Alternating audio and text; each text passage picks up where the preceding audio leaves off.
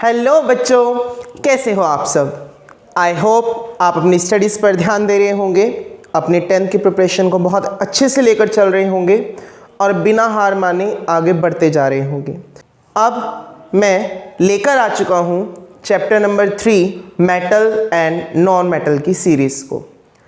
सबसे पहले मैं आपको बताना चाहूँगा कि हमने चैप्टर नंबर 1 और चैप्टर नंबर 2 की सीरीज़ को कंप्लीट कर लिया है, जिसके अंदर हम लोगों ने सॉल्यूशन के साथ साथ प्रीवियस ईयर 10 साल के पिछले क्वेश्चंस को भी एक्सप्लेन करा है, जिन्हें आप जा करके डिस्क्रिप्शन बॉक्स से देख सकते हैं। आइए शुरू करते हैं chapter number 3 metal and non metal. सबसे पहले अगर मैं एक्सप्लेन करूं इस चैप्टर में आप लोग क्या क्या पढ़ने वाले हैं, क्योंकि ये चैप्टर बड़े चैप्टर्स में से हैं, तो ये मैंने एक फ्लो चार्ट बनाया है जिसमें एक्सप्लेन करने की कोशिश करी है कि आपके इस पूरे चैप्टर में आप लोगों को क्या क्या एक्सप्लेनेशन समझनी होगी और क्या क्या न्यू टॉपिक्स सीखने को मिलेंगे। सबसे पहले ऑब्वियसली चैप्टर नंबर 3 की इंट्रोडक्शन आएगी, जहां पर हम समझेंगे ये मेटल नॉन मेटल आया कहाँ से, ये यूज़ में क्यों हुए, इनको रीड ही क्यों करना है, मेटल नॉन मेटल की हमारी लाइफ में नीड्स क्या है, इनकी ज़रूरत क्या पड़ी। फिर मेटल नॉन मेटल की फिजिकल प्रॉपर्टी पढ़ेंगे, देन हम उनकी केमिकल प्रॉपर्टीज पढ़ेंगे। और इसी केमिकल प्रॉपर्टीज के अंदर जो टॉपिक ऑलरेडी हम चैप्टर नंबर 1 में पढ़ चुके हैं एक्टिविटी सीरीज, उस एक्टिविटी सीरीज को एक बार यहां पर दोबारा करेंगे। देन हम ये पढ़ेंगे कि मेटल और नॉन मेटल रिएक्ट ही क्यों करते हैं, उनका कॉम्बिनेशन कैसे होता है, उनके बीच की बॉन्डिंग कैसे होती है। उसके बाद में इलेक्ट्रॉन डॉट स्ट्रक्चर, जो कि एक न्यू टॉपिक है, इसको भी कवर करने की कोशिश करेंगे। आयनिक बॉन्डिंग की प्रॉपर्टीज को समझेंगे और लास्टली मोस्ट इंपॉर्टेंट टॉपिक कि मेटल्स बने कहां से, मेटल्स आए कहां से, इनको निकाला कैसे जाता है और अलॉय क्या चीज़ है, कोरिजन जो हम ऑलरेडी पढ़ चुके हैं उसको एक बार यहाँ पर दोबारा से रीड किया जाएगा। तो क्लास चैप्टर नंबर 3 का एक ओवरव्यू ये है कि पूरे चैप्टर नंबर 3 में आप सबको ये सब बातें सीखने को मिलेंगी, आप सब इन सब को एक्सप्लेन करेंगे। तो आइए चलते हैं हमारे फर्स्ट पोजीशन की तरफ, that is introduction of chapter number 3। तो अगर इंट्रोडक्शन की बात करें, बेसिकली हम लोगों ने 9th क्लास में मैटर को समझा था और मैटर से हम लोगों ने ये बात समझी थी कि मैटर एटम से मिलकर के बना है। और वहीं पर जब हमने एटम का क्लासिफिकेशन समझा था तब हमें ये पता लगा था कि एटम 3 कैटेगरीज को अपने अंदर से प्रोड्यूस करवा रहा है बाय कॉम्बिनेशन।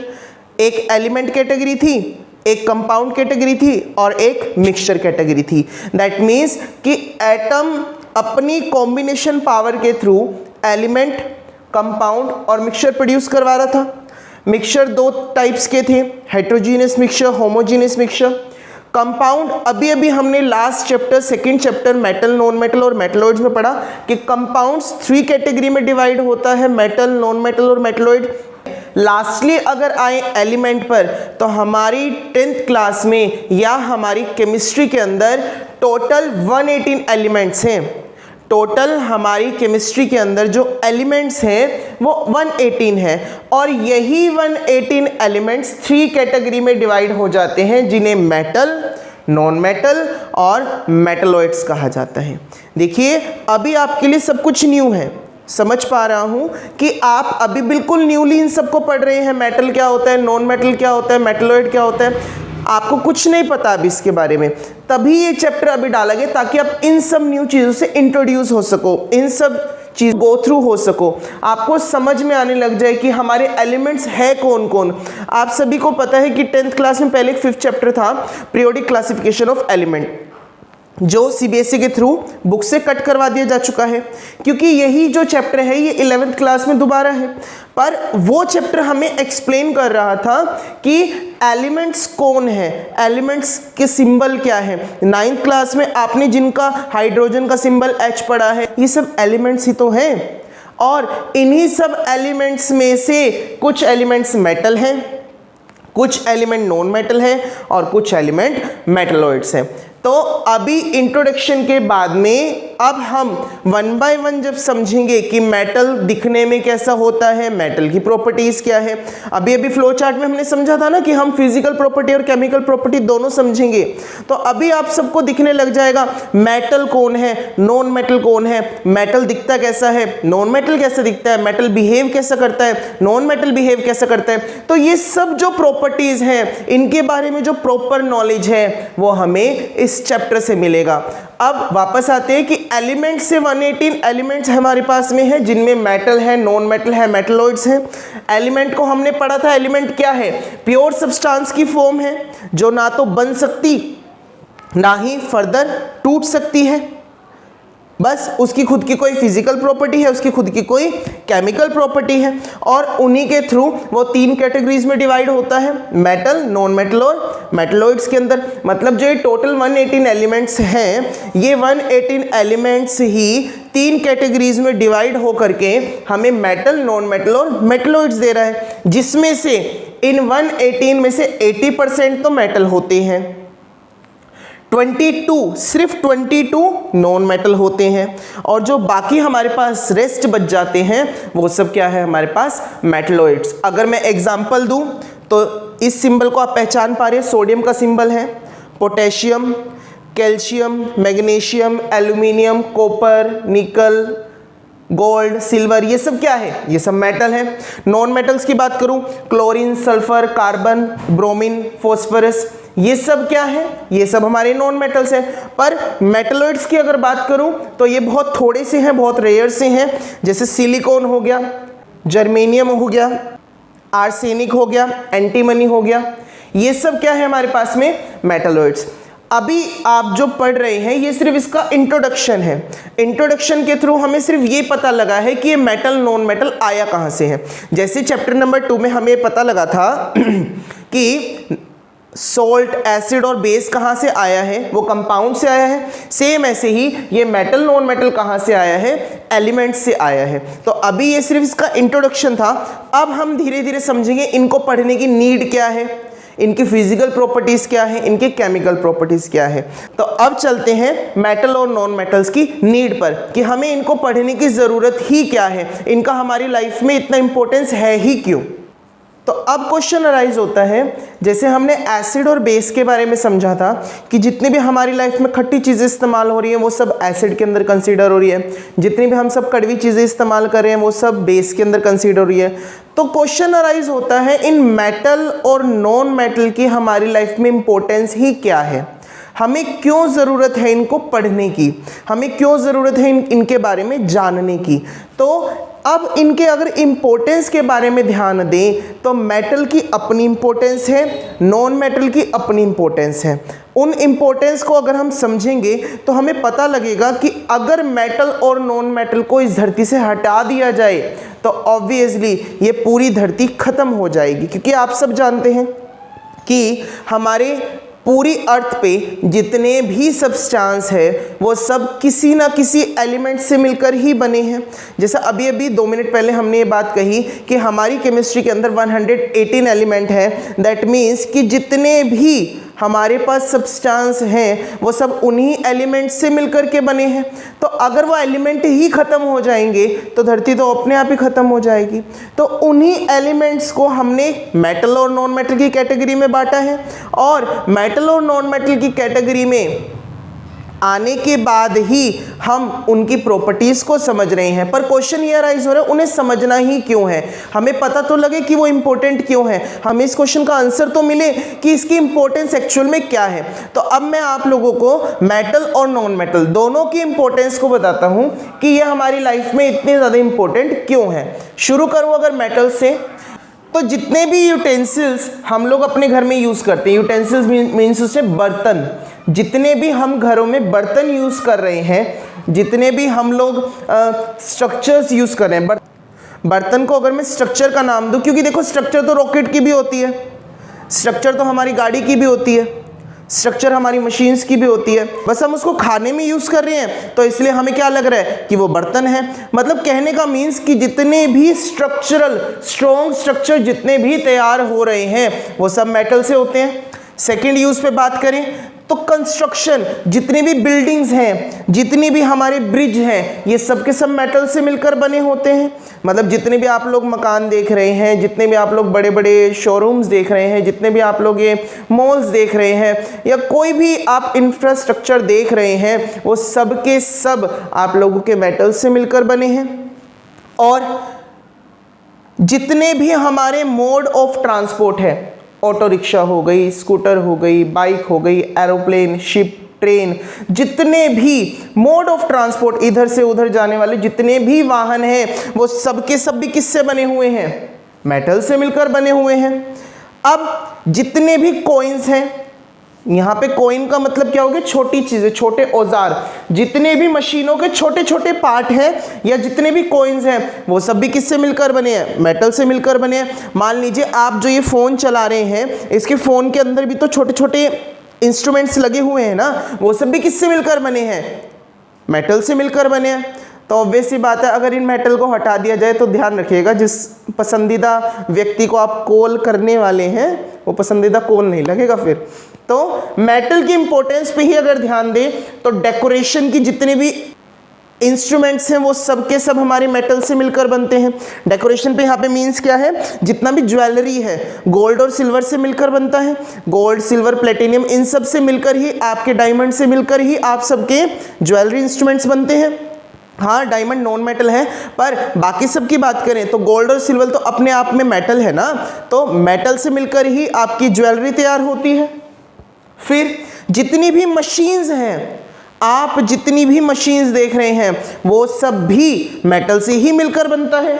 और लास्टली अगर बात करूं, हमारे मेटल्स के अंदर कुछ मेटल इतने ज़्यादा स्ट्रोंग होते हैं, उनके अंदर इतनी ज़्यादा हाई अमाउंट ऑफ एनर्जी होती है कि उनको स्ट्रेटेजिक मेटल्स के अंदर गिना गया है। ये वो मेटल हैं जो हमें एनर्जी प्रोवाइड करने का काम करते हैं, जैसे uranium, nuclear bombs, atomic bombs. ये सब क्या है? ये सब वो बॉम्ब्स हैं जो मेटल्स की मदद से हम लोगों को एनर्जी प्रोवाइड करवा रहे हैं। मतलब हमारे डिफेंस के अंदर भी मेटल्स का इस्तेमाल किया जाता है।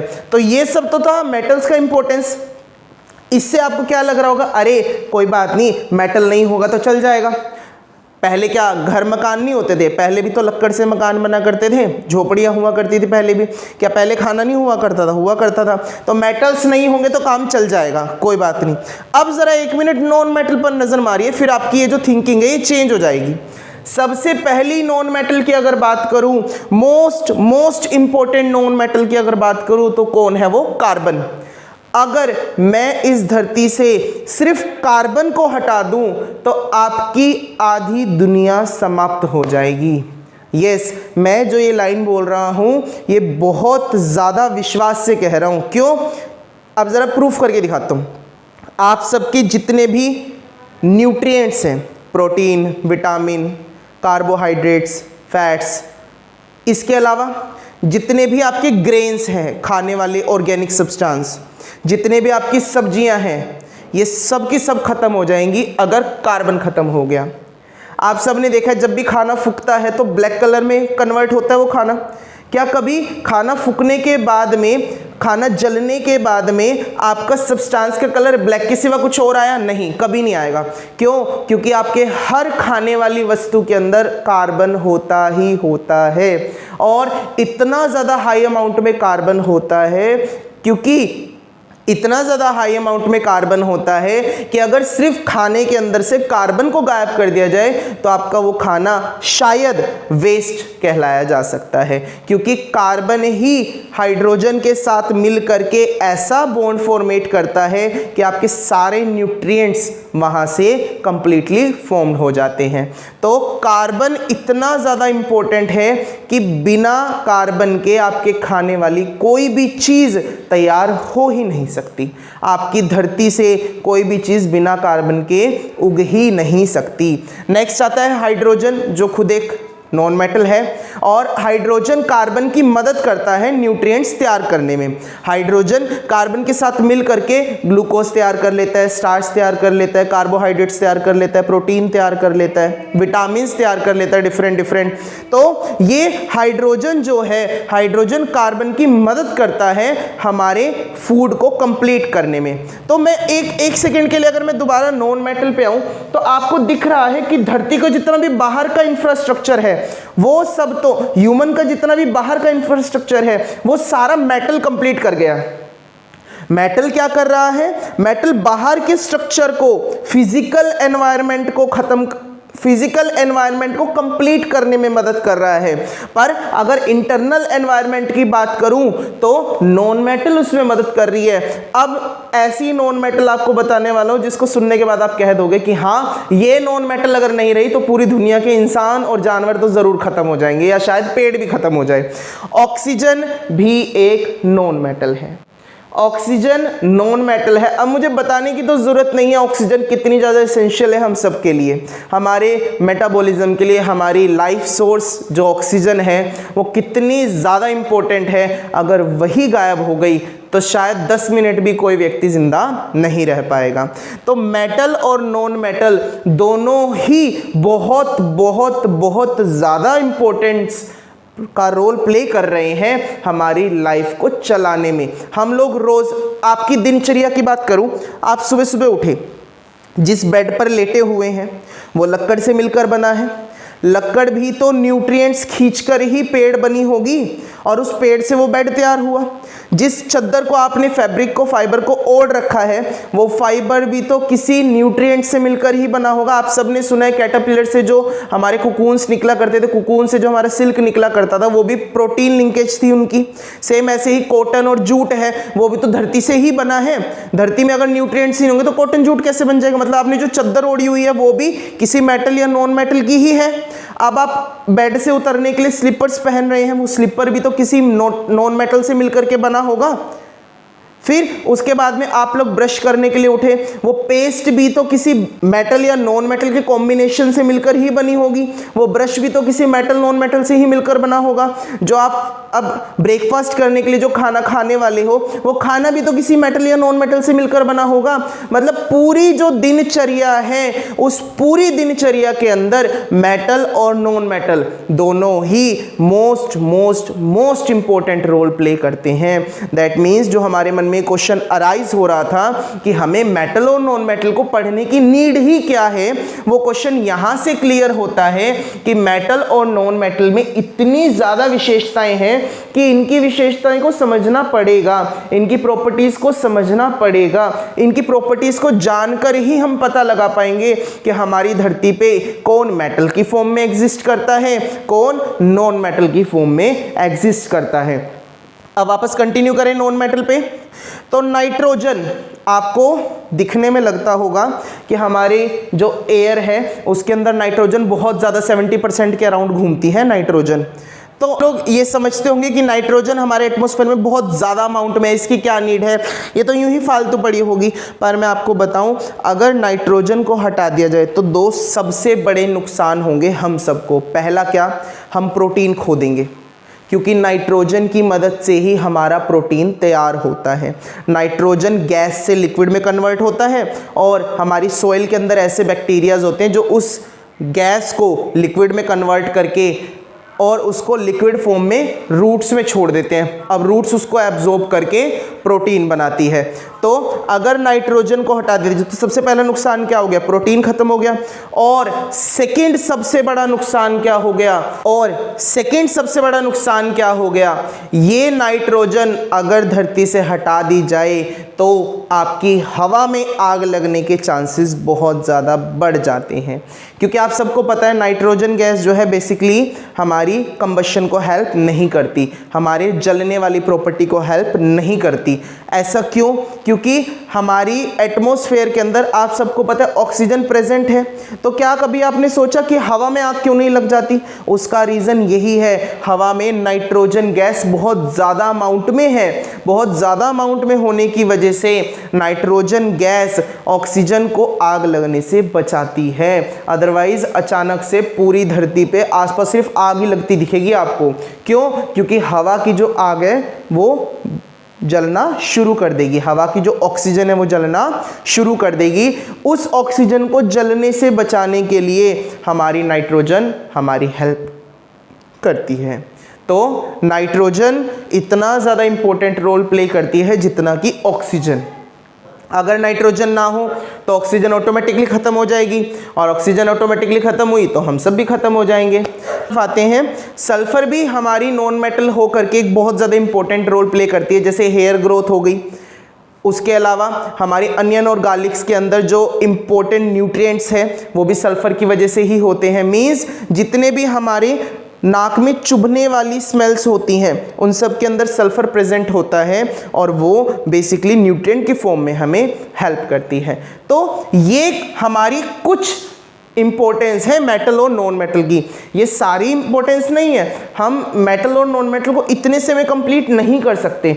इसी वजह से हमें इसको पढ़ना ज़रूरी है, इसी वजह से हम इसको पढ़ने वाले हैं कि अब इसकी प्रॉपर्टीज़ क्या हैं, ये दिखती कैसी है, इनकी पहचान क्या है। लोगों को इन सब बातों को समझने के लिए ही सबसे पहले आप लोगों को इसकी इंपॉर्टेंस बताइए कि आप जो पढ़ने वाले हैं वो सच में बहुत ज़्यादा इम्पोर्टेंट है। उसको पढ़ना इसीलिए ज़रूरी है क्योंकि वो हमारी अर्थ के अंदर 100% वाला रोल प्ले कर रही है। अगर नॉन मेटल और मेटल गायब हो जाएं तो अर्थ को डिस्ट्रॉय होने में आई थिंक कुछ सेकंड्स का ही टाइम लगेगा। दैट मीन्स हम जिसको पढ़ने वाले हैं वो सच में बहुत ज़्यादा इम्पोर्टेंट है। तो ये थी हमारी इम्पोर्टेंस मेटल और नॉन मेटल की। अब नेक्स्ट वीडियो में हम लोग मेटल और नॉन मेटल की फिजिकल प्रॉपर्टी को पढ़ेंगे। Thank you class.